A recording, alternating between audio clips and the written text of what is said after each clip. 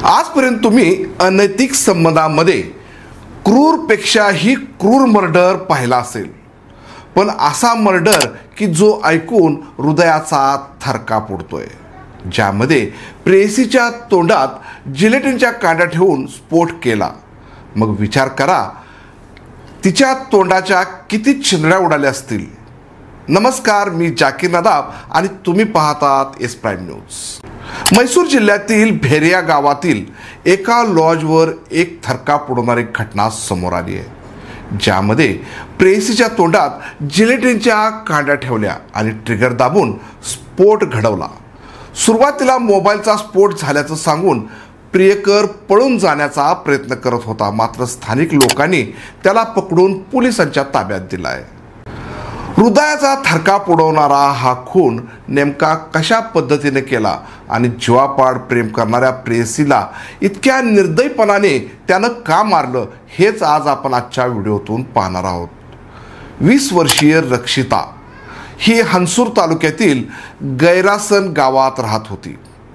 तिचे मागील 2 ते 3 वर्षापूर्वी लग्न झालं होतं। तिला एक लहान मुलगा देखील होता आणि ती नवऱ्यासोबत केरळमध्ये राहत होती।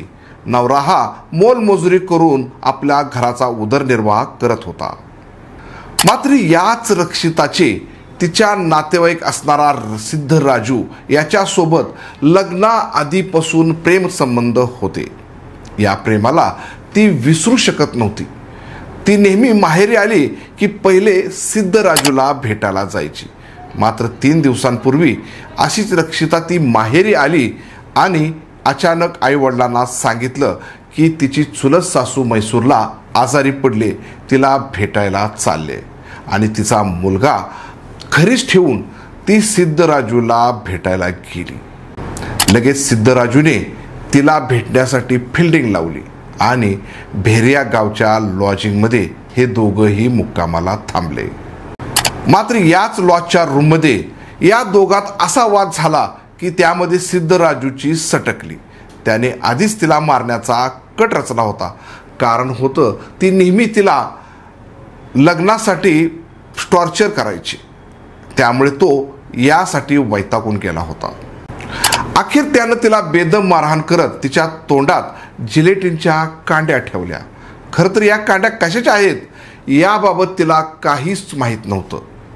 विश्वासाने तिला वाटलं हा काहीतरी त्रास देण्यासाठी ठेवत असेल, पण त्याने तिच्या तोंडात जिलेटिनच्या कांड्या ठेवून हातात असणारा ट्रिगर दाबला आणि एका क्षणात होत्याचं नव्हतं झालं। तिच्या तोंडाच्या इतक्या चिंधड्या झाल्या की तिचा जागीच मृत्यू झाला। या आवाजाने लोक गोळा झाले, पण प्रियकर सिद्धराजू याने मोबाईलचा स्फोट झाल्याचा बनाव केला आणि पळून जाण्याचा प्रयत्न केला। मात्र लोकांनी तो पळून जात असल्याचं पाहताच त्याला पकडून पोलिसांच्या ताब्यात दिलं। पोलिसांनी लगेच त्याचा वेगाने तपास सुरू करत जिलेटिनच्या कांड्या असल्याचं त्यांच्या निदर्शनास आल्यानं त्यांनी लगेच त्याला अटक केली आणि त्याचा पुढचा तपास सुरू केला। खरं तर लग्नाआधीपासून जीवापाड प्रेम करणाऱ्या रक्षिताचा हृदयाचा थरकाप उडवणारा खून कदाचित हा देशातील पहिला खून असेल।